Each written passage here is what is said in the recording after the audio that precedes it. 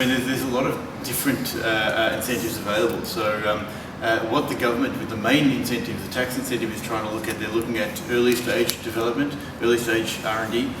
So we come in across the board. So companies that have got an idea, are just trying to get it up to a proof of concept, or companies that are looking to develop prototypes with their ideas.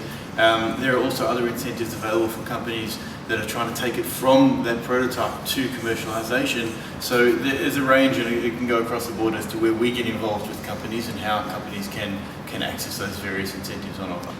And the problem is, at the moment, our incentive is, well, particularly the tax incentive and other incentives that are also out there, are probably sitting somewhere in the middle of where other countries are offering. But we have ambitious goals in South Africa. The South African government has ambitious goals to increase its research and development, so maybe an average incentive is not good enough. We need to do more.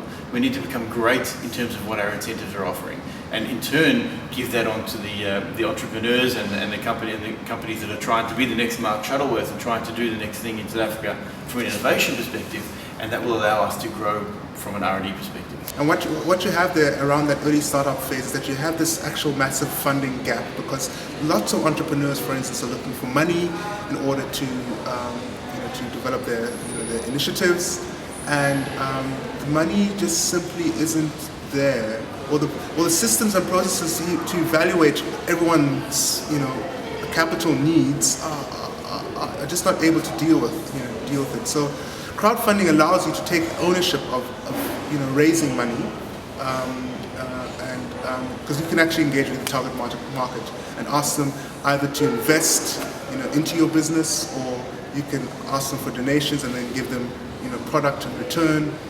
So crowdfunding is a viable way to actually help fill that funding gap, and it's also good for existing companies too, particularly if they want to actually leverage the marketing benefit of crowdfunding.